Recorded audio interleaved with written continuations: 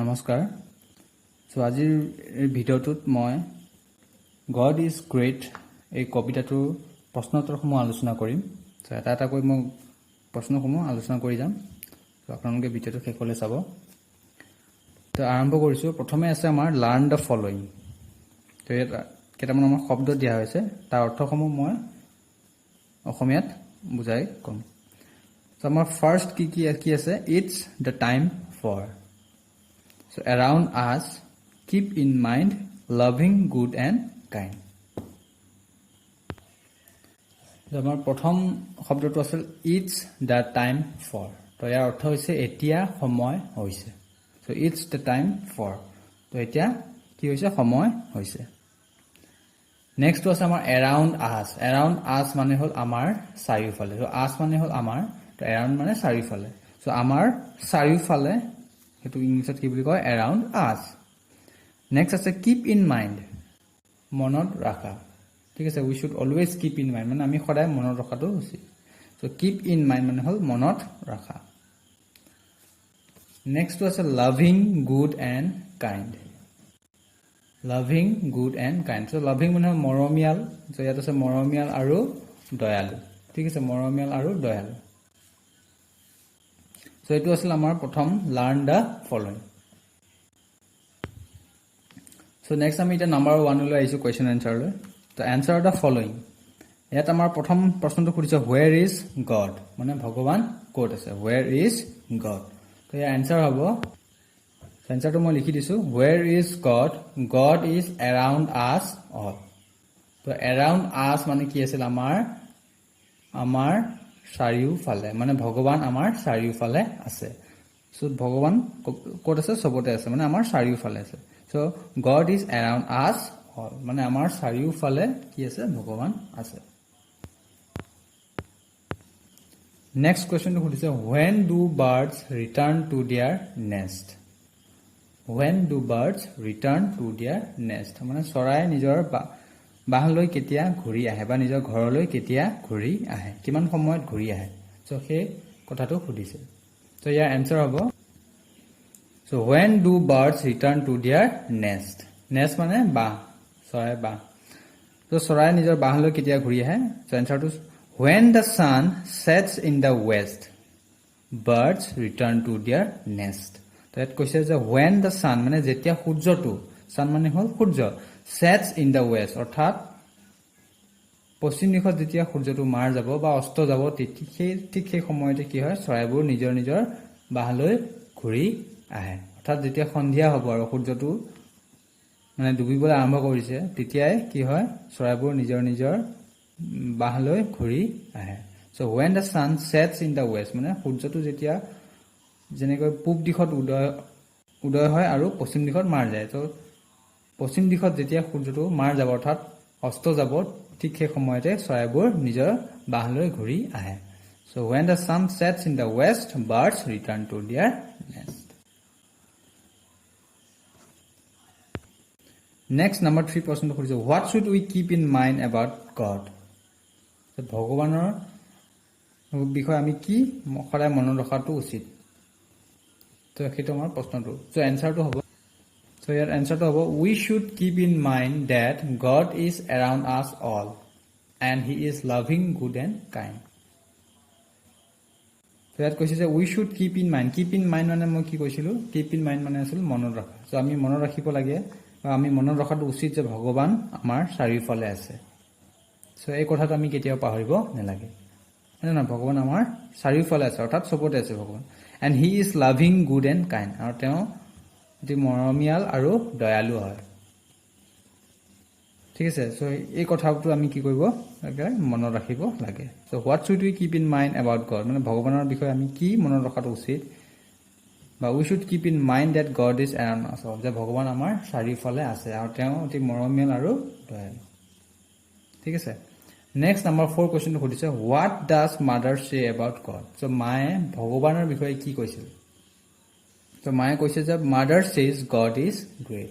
তো গ্ৰেট মানে হ'ল মহান, ভগৱান কি হয়, মহান। ঠিক আছে, আৰু এই কথাষাৰ কোনে কৈছিল, মায়ে কৈছিল। চ' মায়ে ভগৱানৰ বিষয়ে কি কৈছিল, যে মায়ে কৈছিল গড ইজ গ্ৰেট, ভগৱান মহান।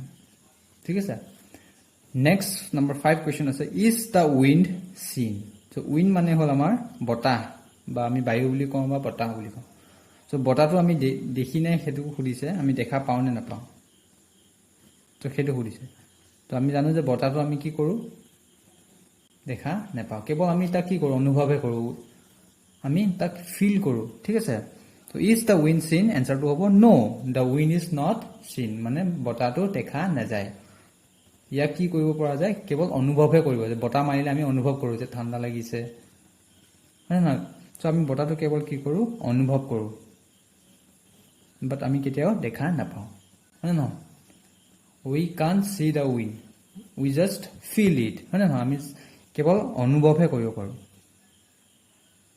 সো এটো আছিল আমাৰ নাম্বাৰ 5 आंसर এতিয়া আহিব আমাৰ নাম্বাৰ 2 সো নাম্বাৰ 1 ৰ কোৱেশ্চন এটা মই অলৰেডি কলো এতিয়া আহিছো নাম্বাৰ 2 লৈ তো ইয়াত আমাক কেটামান word দিয়া হৈছে বাক্য দিয়া হৈছে সো ইয়াত কি কৈছে সোৱা which of the following activities are related to nature so ইয়াত কেটামান activities দিয়া হৈছে ঠিক আছে কেটামান কাৰ্য দিয়া হৈছে সেই কাৰ্যবোৰৰ ভিতৰত কোনবোৰ প্ৰকৃতিৰ লগত জড়িত হৈছে অৰ্থাৎ related to nature তো সেই বাক্যকেটা আমাৰ লিখিব লাগে So which of the following activities are related to nature? Nature মানে প্ৰকৃতি ঠিক আছে প্ৰকৃতিৰ লগত জড়িত কোনবোৰ activities আমি কেৱল চিনাক্ত কৰিব লাগে তো ইয়াত দিয়া হৈছে the river flows sea cooks rice birds return to their nest in the evening mother says good thing to us the wind blows the sun rises in the east ঠিক আছে মই আনসাৰটো কৈ দি আছো সো আনসাৰ কেটা মই লিখি দিছো কি শব্দৰ কি এক্টিভিটিজ প্ৰকৃতিৰ লগত জড়িত আছে বা related to nature so activities related to nature are the river flows so নদীখন বৈ যায় হয় না নহয় এটো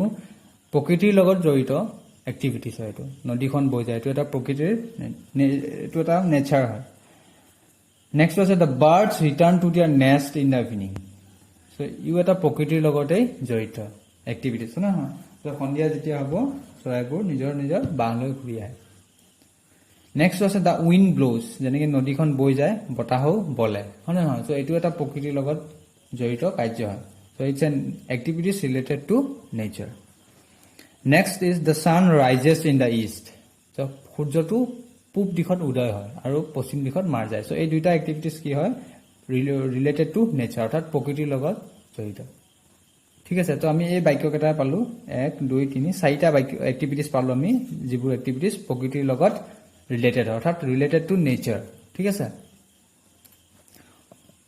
নেক্সট আমাৰ আহিল নাম্বাৰ 3 লাষ্ট আমাৰ সো ইয়াত কৈছে right sentences choosing the correct option so আমাৰ অপচন কেইটামান দিয়া হৈছে তাৰপৰ আমি বাছি লিখিব লাগে ঠিক আছে নাম্বাৰ 1 টো আছে it is afternoon it is the time for us to ডেস তো দুপৰীয়া হৈছে ইট ইজ আফটাৰনুন তো এতিয়া আমি কি কৰিব লাগে এই সময়টোত ইয়াত অপচন দি আছে ইট ৰিড প্লে মানে খাব লাগে পঢ়িব লাগে খেলিব সো আমি প্ৰায় কি কৰো এইখিনি সময়ত আমি অলপ খেলা ধুলা কৰো হয় না নহয় তো শুদ্ধ উত্তৰটো হ'ব প্লে নেক্সট আছে we are to keep in mind that dash is great so আমি মনত ৰখাটো উচিত যে খালি ঠাইটো দিছে ইজ গ্ৰেট তেওঁ মহান হয় কোন মহান হয় ইয়াত অপচনটো দিছে হি শি মেন তো হি বুলি কাক বুজাইছে ভগৱানক বুজাইছে হয় না গড তো ইয়াত কি হ'ব হি ইজ গ্ৰেট সিটো নহব মেন মানুহটো নহয় গতিকে এটা আমাৰ শুদ্ধ অপচনটো কি হ'ব হি next number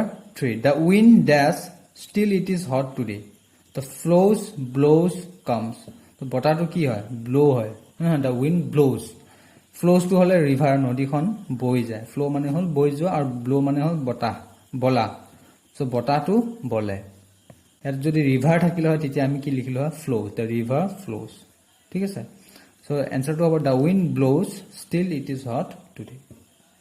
Next was the grass is to কি হয় green red blue আমি সকলোৱে জানোৱে হয়নে নহয় গছৰ পাতবোৰ কি হয় গ্ৰাছ মানে ঘাঁহ বা বন তো ৰংটো কি হয় আমি সকলোৱে জানো সেইটো হল সেউজীয়া গ্ৰীন হয়নে নহয় the grass is green so শুদ্ধ উত্তৰটো হ'ব আমাৰ গ্ৰীন নেক্সট আছে the river dash মানে খালি ঠাই বেংক আছে তো blows sails flows মই অলপ আগত কৈছিলো তো উইণ্ড হ'ল ব্লোজ আৰু ৰিভাৰ হ'ল ফ্লোজ তো ৰিভাৰ ফ্লো মানে নদী বৈ যায় ঠিক আছে তো ইয়াত শুদ্ধটো হ'ব ব্লোজ ব্লো মানে সৰি ফ্লো ব্লো মানে হ'ল বলাটো হয় আৰু সেলস মানে হ'ল জাহাজ যে পানীত চলে সেইটো আৰু সেল সেইটো কয় ফ্লো মানে হ'ল বৈ যোৱাটো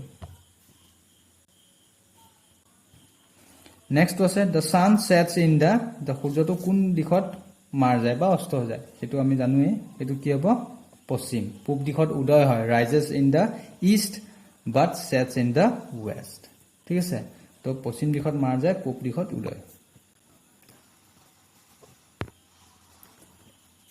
সো এইখিনি আছিল আমাৰ আজি এই কবিতাটোৰ প্ৰশ্নোত্তৰখিনি মই বুজাই দিবলৈ চেষ্টা কৰিলোঁ